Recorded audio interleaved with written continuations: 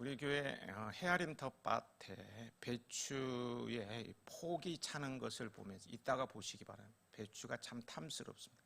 폭이 차는 것을 보면서 김장철, 김장할 때가 다가오고 있구나를 알 수 있었습니다. 때를 분별하는 것이죠. 이제 한 달 정도 지나면 본격적인 김장철이 시작될 것입니다. 전도서 3장에 이런 말씀이 있습니다. 쉬운 말 성경으로 읽어드리면요, 물은 모든 일에는 다 정한 때와 기한이 있다. 하늘 아래 세상에서 일어나는 모든 일에는 다 알맞은 때가 있다. 태어날 때가 있고 죽을 때가 있으며 심을 때가 있고 거둘 때가 있다.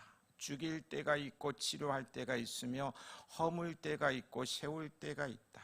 울 때가 있고 웃을 때가 있으며 슬퍼할 때가 있고 춤출 때가 있다. 돌을 던져버릴 때가 있고 돌을 모을 때가 있으며 껴안을 때가 있고 멀리할 때가 있다.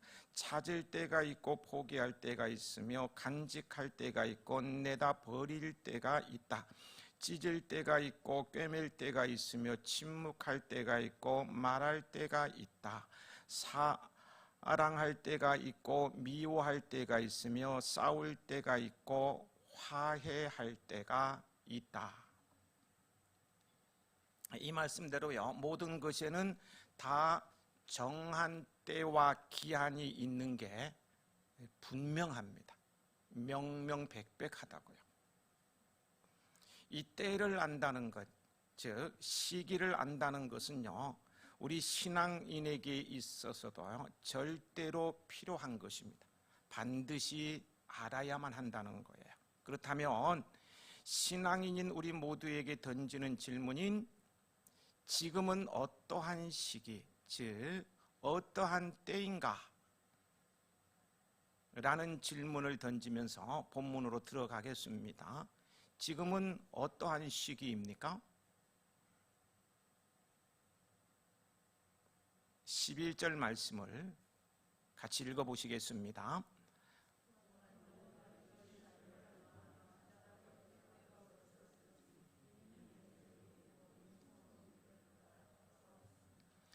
너희가 이 시기를 알거니와 라는 의미부터 생각해 봅니다. 여기서 시기란 단순한 시기 자체를 의미하지 않습니다. 시기란 특정한 때 또는 의미 있는 시간인 카이로스를 의미합니다.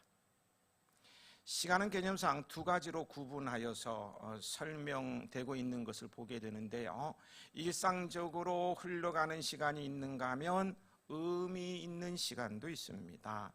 일상적으로 흘러가는 시간을 헬라어로 크로노스라고 하고요, 의미 있는 시간을 카이로스라고 합니다. 크로노스는 연대기적인 시간을 말합니다. 이 시간은 어제, 오늘, 그리고 내일을 지칭하는 일상적인 시간입니다. 우리의 삶과 연관시켜 보면은요, 한 아이가 태어나서 어른으로 성장하여 가정을 이루고 노년의 시기를 거쳐 죽음에 이르는 생애 전체를 일컫습니다. 이런 시간을 헬라어로 뭐라고 한다고 했습니까? 크로노스, 이렇게 말을 한다는 거예요. 그러나 카이로스의 시간은요, 이런 일상적인 시간과 구분이 되어집니다. 이는 의미 있고 특정한 시간을 말하며 일상적인 시간이 흘러가는 가운데 특별한 의미와 시간을 지니고 있습니다. 본문이 말하는요, 시기, 즉 때를 안다는 것은요, 바로 이 카이로스로 하나님의 의미 있는 시간을 안다는 것입니다. 알아도요, 확실하게 안다는 것을 말합니다. 확실하게 아는 것을 말해요. 그런데 성도는요, 여러분 성도시죠. 예수님을 믿는 그리스도인 성도는 이 시대의 흐름 속에서 하나님의 특별한 시간을 확실히 아는 사람입니다. 여러분은 성도로도 이 사실이 인정되십니까? 지금 이 시기가 어떤 때인가 그 의미를 확실히 아느냐는 거예요. 성도라면 알아야 된다니까요. 모르고 있으면 성도가 아니네. 반응들이 없으셔요. 아십니까? 네. 아멘이 힘이 없네요. 들어보세요.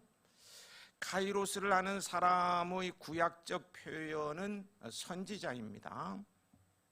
하나님께서는 각 시대마다 자신의 마음을 이해하며 때를 분별할 줄 아는 선지자를 세우셨어요. 아브라함, 모세, 사무엘, 나단, 요엘, 아모스, 호세야, 이사야, 예레미야, 다니엘 등등이 그런 사람입니다. 그리고요, 지금도 하나님의 마음을 이해하고 하나님의 뜻을 이해하면서 말입니다, 때를 분별할 사람을 세우고 계십니다. 오늘도 말이에요. 지금도. 그들이 누구인지 아십니까?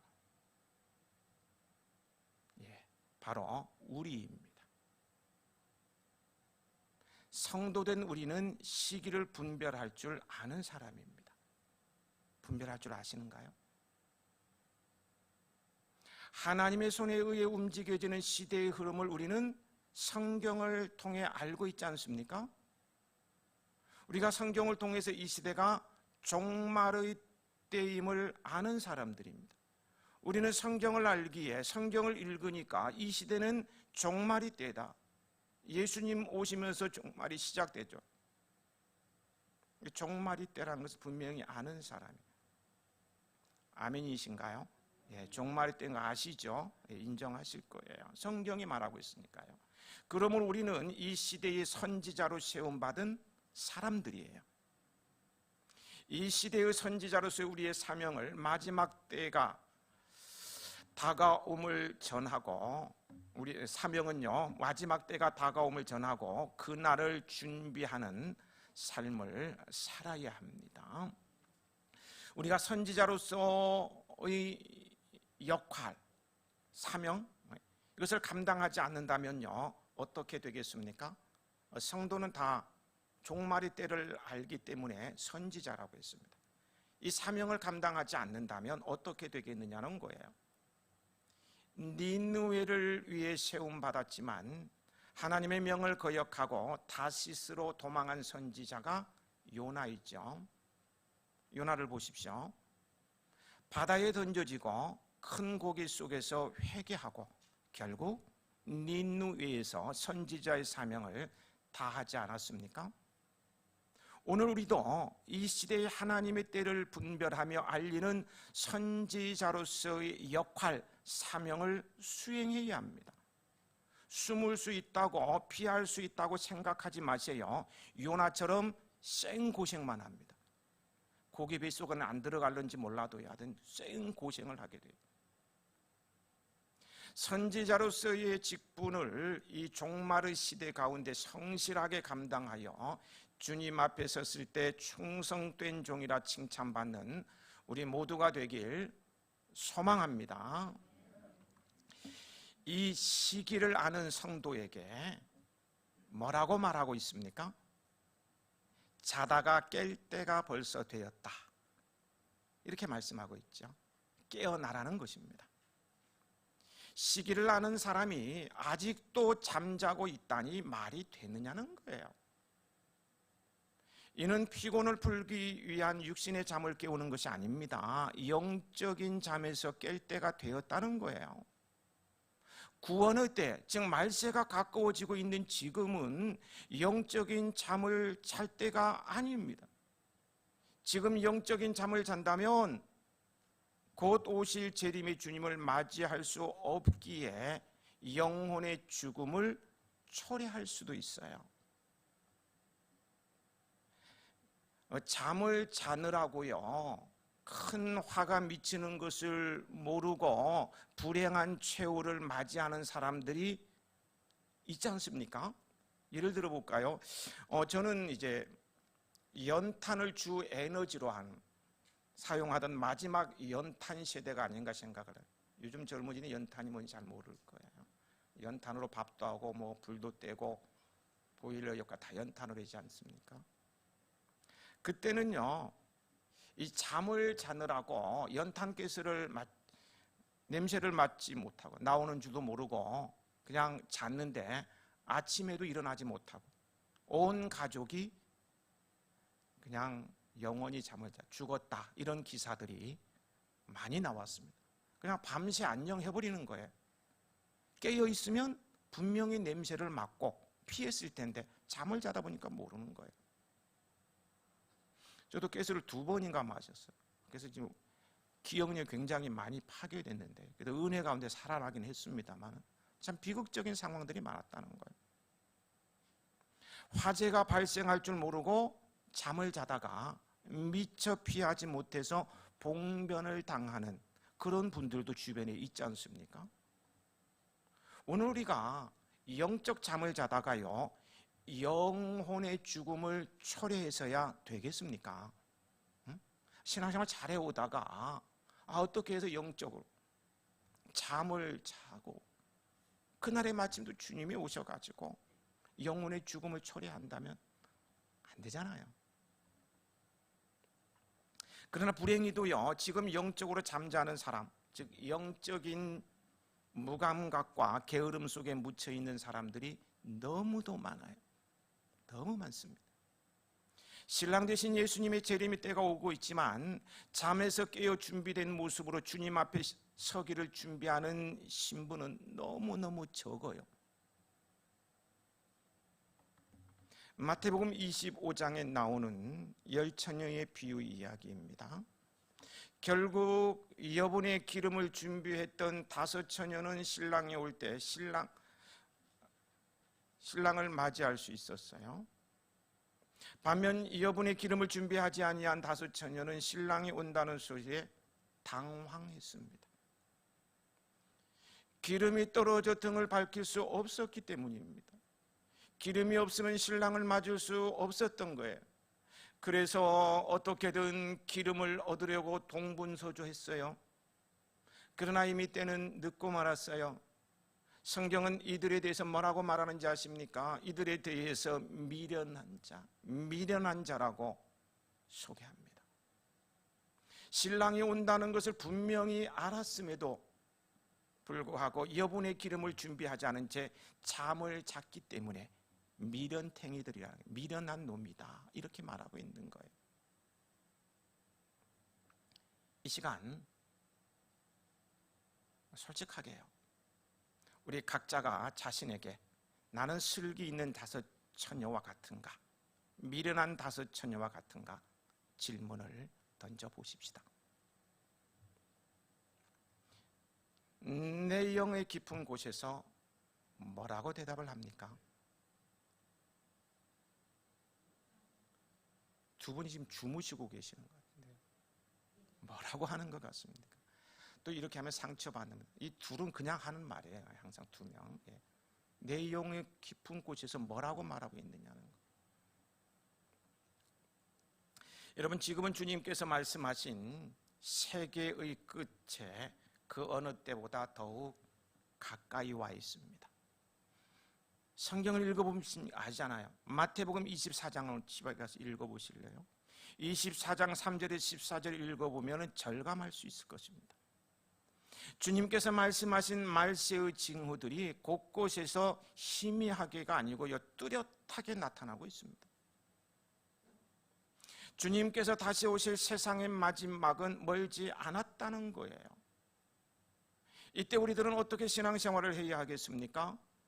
잠자는 사람처럼 무감각하며 게으름에 깊이 묻혀 있어서야 되겠습니까? 지금은 영적인 잠을 잘 때가 아닙니다.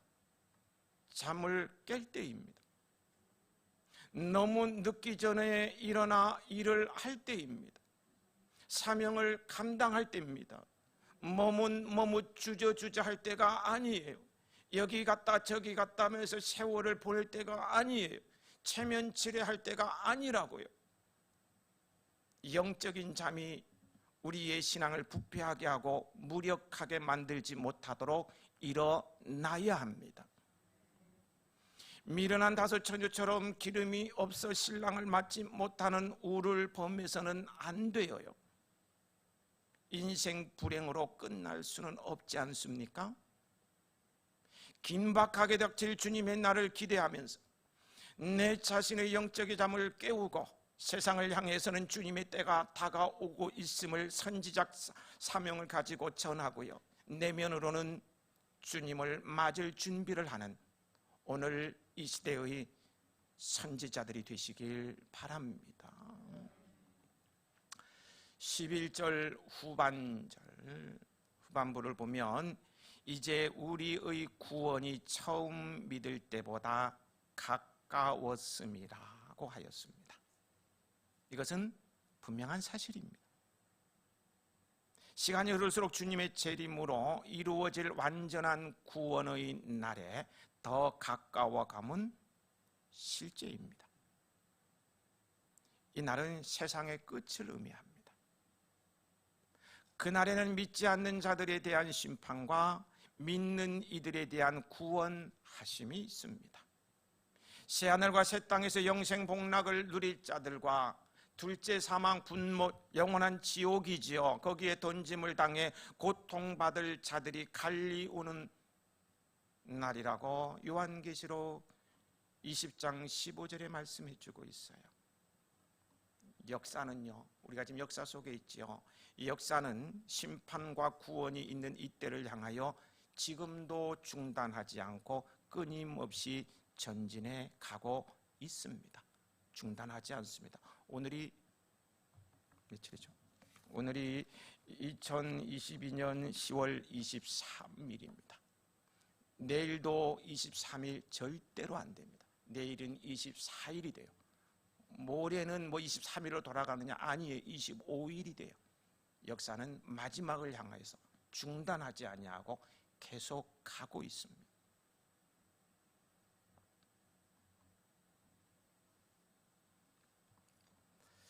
아무도 알지 못하는 어느 시간에 주님의 구원이 현실적으로 완전히 이루어질 것은 성경적 진리입니다. 그런데 이것을 부정하는 무리들이 있어요. 그들은 구원의 때가 가까웠음을 예언한 지 2000년이 지나도록 구원이 이루어지지 않는 것은 성경의 기록이 거짓이기 때문이다 주장합니다. 그들은 미래적 구원을 믿지 않아요. 그래서 제멋대로 삽니다. 정말로 불쌍한 사람들입니다. 이것이 사탄의 교묘한 공격입니다. 사탄은 시간이 흐를수록 구원의 날이 가까워진다는 진리를 왜곡시키 사람들을 영적, 육적 어두움에 가두려고 합니다. 지금도 어둠의 세력은 우리를 공격하여 구원의 때가 분명히 있고 더욱 가까워지고 있다는 생각과 믿음을 우리에게서 송두리째 빼앗고자 합니다. 이것에 미혹되어 넘어져서는 안 돼요. 우리는 분명한 믿음이 있어야 합니다. 역사 안에서 구원의 때가 이루어집니다. 그리고 그 구원의 때는 우리가 처음 믿었던 과거보다요, 내가 처음 예수님을 믿었던 지난날 과거보다 더욱 가까워졌어요. 오늘도 우리는 마지막 때를 향하여 한 걸음 더 나아갔어요.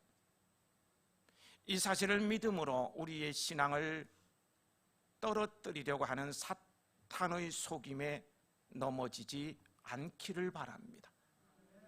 넘어지면 내만 손해지. 일전에 이런 일이 있으면 안 되는데 참 하여튼 좀 이런 상담을 받고 나면 너무 마음이 아픕니다. 유부남에게 속아서 몸도 내주고 마음도 빼앗기고 애까지 낳. 그 사실을 알고 나니까 이거 세상을 어떻게 살아야 돼? 탄식하고 절규를 하는.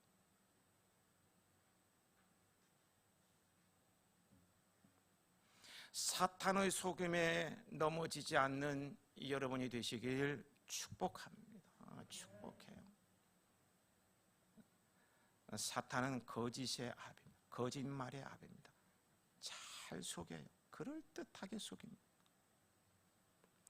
12절부터 14절을 보면 종말의 시대를 사는 성도들이 죄악에 물들지 않도록 하기 위해 어떻게 해야 하는지를 말씀해 주고 있는데요. 그 가운데 12절 말씀 함께 읽으실까요?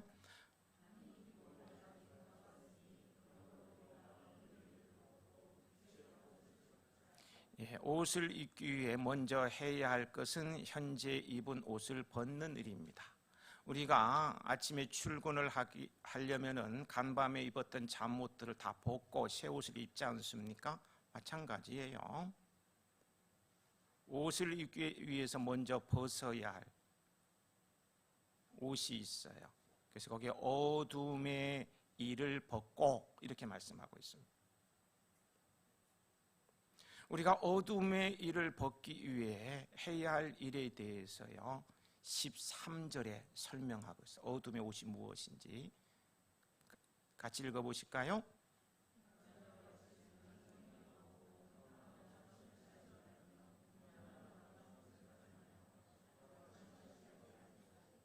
예, 5가지로 설명되어지고 있죠. 첫째는 단정히 행해야 합니다.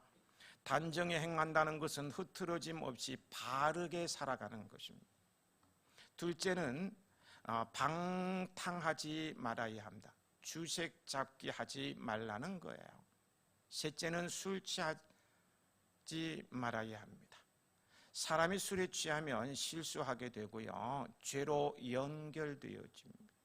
음주운전을 하다가 큰 사고를 내기도 하고요, 판단력이 흐려짐으로 더 큰 죄를 범하기도 합니다. 술 기운에 보증을 서줬다가 문전 옥답 재산 다 날리고 콩가루 집안 된 가정도 있지요. 아실 거예요. 누군지. 저같이 술에 대한 한이 있는 분들을 위해 성경은 술에 대해서 뭐라고 말씀하고 있는지 좀 알려드리고 싶습니다. 잠언서는 술에 대하여 다음과 같이 설명하고 있어요. 술 취하고 음식을 탐하는 자는 가난하여질 것이요. 23장 21절입니다. 술 취하고 탐식하는 자는 가난하여진다는 거예요. 그리고 술을 즐기는 자에게는 재앙과 근심과 분쟁이 찾아온다고 교훈하고 있습니다. 23장 29절 30절입니다. 재앙이 누게 있느냐, 근심이 누게 있느냐, 분쟁이 누게 있느냐, 원망이 누게 있느냐, 까닭 없는 상처가 누게 있느냐, 붉은 눈이 누게 있느냐. 술에 잠긴 자에게 있고 혼합한 술을 구하러 다니는 자에게 있느니라. 술에 잠긴 자에게 재앙이 찾아오고 근심이 있으며 분쟁과 원망이 그치지 않는다는 그런 말이죠. 그러므로 지혜로운 자는요, 지혜로운 사람은 술을 보지도 말아야 합니다. 뭐 하지도 말아야 된다고요? 보지도 말아야 합니다. 왜냐하면 술은 뱀같이 물 것이며 독사같이 쏠 것이기 때문입니다. 제가 하는 말 아닙니다. 내가 한이 맺혀서 이런 말 만들어내는 게 아니라고요. 응? 술은 뱀같이 물 것이고 독사같이 쏠 것이기 때문에 보지도 마라. 제가 만든 말이 아니라고요. 잠언 23장 31절 32절입니다. 포도주는 붉고 잔에서 번쩍이며 순하게 내려가나니 너는 그것을 보지도 말지어다. 그것이 마침내 뱀같이 물 것이요 독사같이 쏠 것이며. 술로 말미암아 수많은 사람들의 인생이 무너지곤 합니다. 술에 취하여 음주운전하다가 인명피해를 내기도 하죠. 술에 취하여 다투다가 큰 사건이 일어나기도 하고 남의 집을 완전히 태워버리기도 하는 큰 사건이죠. 술에 취하여 음주 가물을 즐기다가 음란의 죄에 빠지기도 합니다. 술은 사람의 이성을 마비시켜서 비정상적인 행동을 하게 합니다. 평상시에는 말도 잘 못하고 샌님처럼 지내던 분이 술만 들어가면 얼마나 말을 잘하는지 동네방네 뛰어다니면서 할 말 안 할 말 다 하고 다니고, 가문 망신 다 주고 집안 망신 다 주고, 이성이 마비되니까 비정상적인 행동을 하게 됩니다. 그러므로 잠언 기자는 술을 뭐 하지도 말라? 보지도 말지니라, 이렇게 말하고 있습니다. 저는요, 이 말에 100% 동의하는 사람, 만약 200% 동의하는 것이 있다면 저는 200% 동의하겠습니다. 동의할까요? 술은 보지도 말지니라, 저는 200% 동의한다. 넷째는 음란과 호색하지 말아야. 음란은 성적으로 죄를 범하는 것입니다. 그리고 호색은 성적으로 문란한 삶을 살아가는 부도덕한 삶을 의미합니다. 그리스도인은 영과 몸과 혼이 거룩하게 구별되어져야 하지요. 그래야 주님 앞에 설 수 있는 신부가 되는 거 아닙니까? 다섯째는 다투거나 시기하지 말아야 합니다. 다투는 것은 어떠한 문제를 가지고 자기가 옳다고 하면서 상대를 공격하는 것을 말합니다. 고집이 센 사람들이 그렇게 많이 하죠. 내만 옳다고 하면 상대방을 막 인격살인하기까지 하죠. 시기는 질투하는 것입니다. 시기와 질투는 죄에 대한 강한 욕구임을 아셔야 됩니다. 다른 사람이 나보다 더 인정을 받거나 이 가만 보니까 내보다 더 인정받고 있어, 굉장히 기분 나빠지는 거야. 더 많은 것을 소유하고 있어요. 나보다 재산이 더 많네. 그것에 대한 시기심으로요, 뭐가 생기느냐 하면은 미움이 생기는 것입니다. 이 미움은요, 분노라는 죄를 낳고요, 결국 자신의 마음을 어두움에 빼앗기는 결과를 가져옵니다. 어두움은요, 마귀가 주는 거예요. 사탄에게 사로잡히게 된다는 게 어둠의 세력에게. 그리고 이 다툼, 이 싸움에 숨겨진 원인이요, 시기 질투이기도 합니다.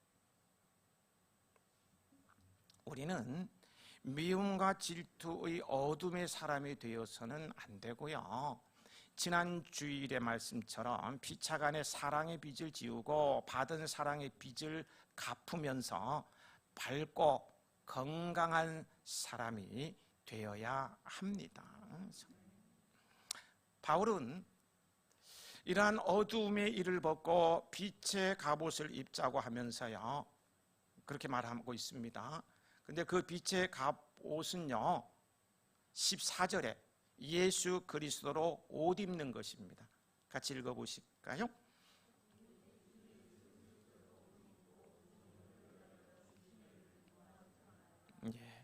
우리가 그리스도로 옷 입는 것은 그리스도의 형상을 닮아가는 것을 의미하지요. 그러기 위해서는요, 말씀을 우리의 삶 속에 적용해 나가야만 합니다. 그리스도의 형상을 닮아가기 위해서는 말씀을 생활 속에 적용을 해야 된다는 거예요. 말씀을 듣는 것 가지고 안 됩니다. 말씀을 암송하는 것 가지고 안 돼요. 말씀을 많이 읽는 것 가지고 안 된다고요. 뭐 해야 된다고요? 생활 속에 적용을 해야 된다는 거죠.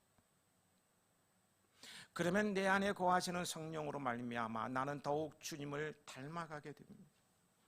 이렇게 우리가 그리스도로 옷 입으면 우리는 정욕을 위하여 육신의 일을 도모하지 않고 더욱 주님을 닮아가는 삶을 살아가게 되는 것입니다. 그리스도로 옷 입고 단정히 행하는 성도가 되십시다. 말세를 살아가는 성도의 모습입니다. 단정하게. 한편요, 갑옷은 언제 입는 것인지 아시죠? 갑옷. 전쟁할 때 입는 옷입니다. 활이나 창이나 칼 같은 무기로 생명을 위협하는 적의 공격에서 자신의 몸을 보호하려는 목적에서 입는 옷이 갑옷이라는 거예요. 종말의 시대를 사는 성도는 빛의 갑옷을 입고요, 죄악에 물들지 않도록 어둠의 세력과 치열하게 싸워야 합니다.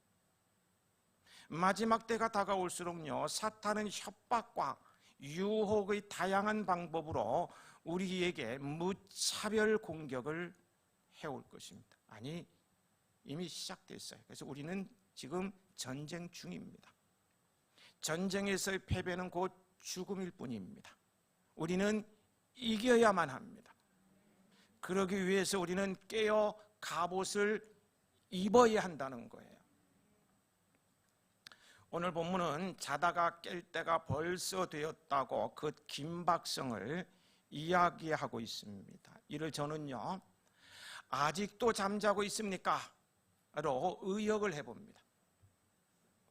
시기, 카이로스라고 했죠. 시기 종말의 때의 징조를 아는 자로서 무감각과 게으름에 빠져 잠이나 자고 있다면 이게 말이 되느냐는 것입니다. 세상에 취해 살고 있다면 제정신이냐는 거예요. 아직도 잠자고 있습니까? 이 말을 이제는 무감각과 게으름의 잠에서 깨어나라는 영혼의 사이렌 소리로 듣고 깨어나는 자에게는 생명이 있고 소망이 있고 승리가 있습니다. 사이렌은 언제 울리는지 아시죠? 환자 수송대 앰뷸런스가 앵앵 소리 냅니다. 그러면 차들이 다 피해줘. 왜요? 위급하니까. 환자가 있으니까. 급박한 위기, 재난의 때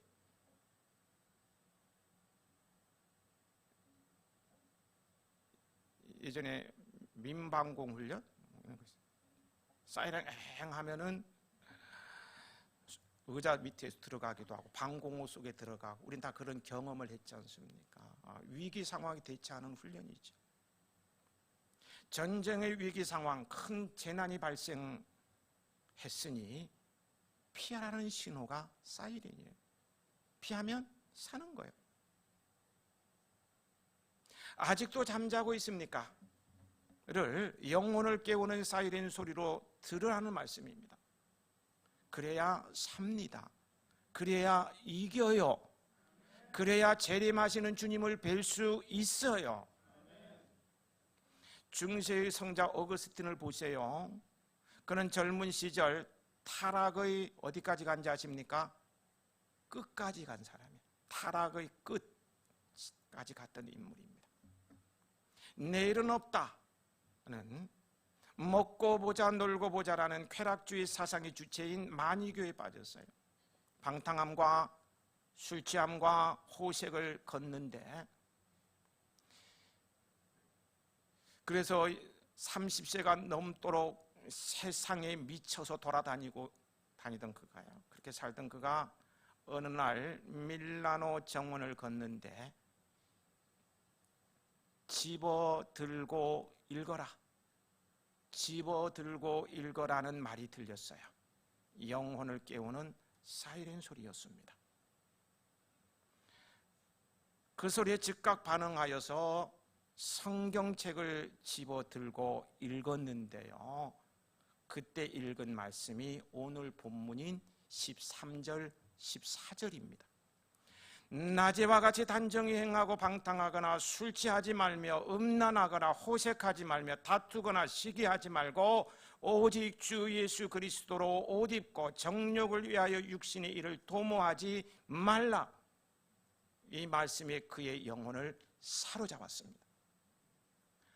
회심하고 끝없이 길었던 방랑의 길을 청산하고요, 초기 기독교 사상을 집대성하였습니다.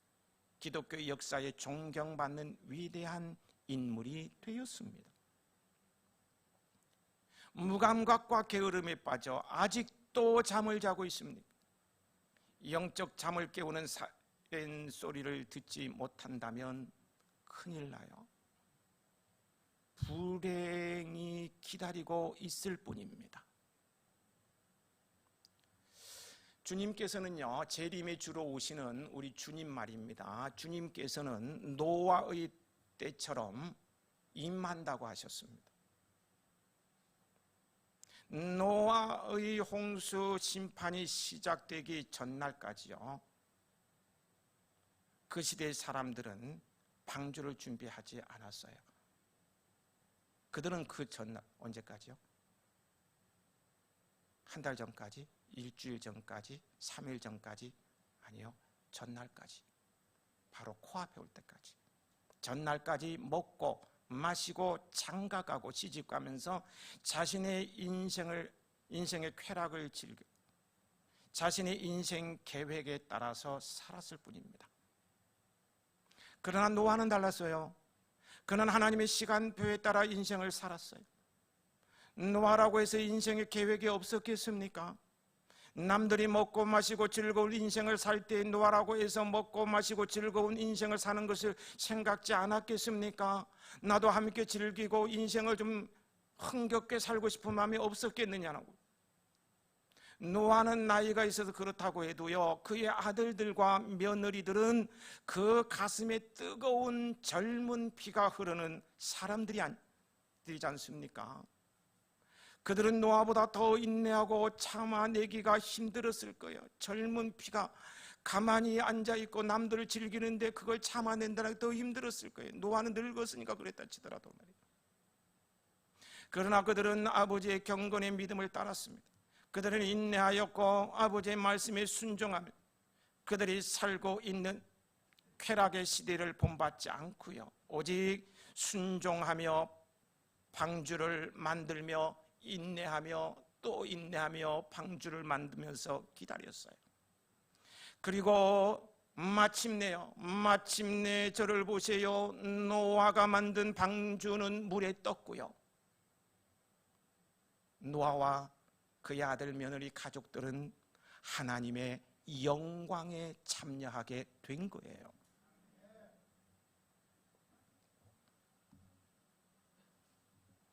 로마서 12장 2절에 너희는 이 시대를 본받지 말고 오직 마음을 새롭게 함으로 변화를 받아 하나님의 선하시고 기뻐하시고 온전하신 뜻이 무엇인지 분별하도록 하라 했어요.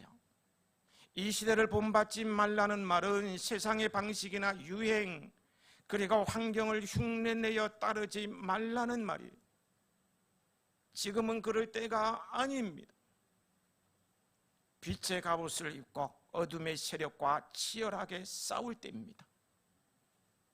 무감각과 게으름에 묻혀 아직도 잠자고 있습니까? 아버지 하나님,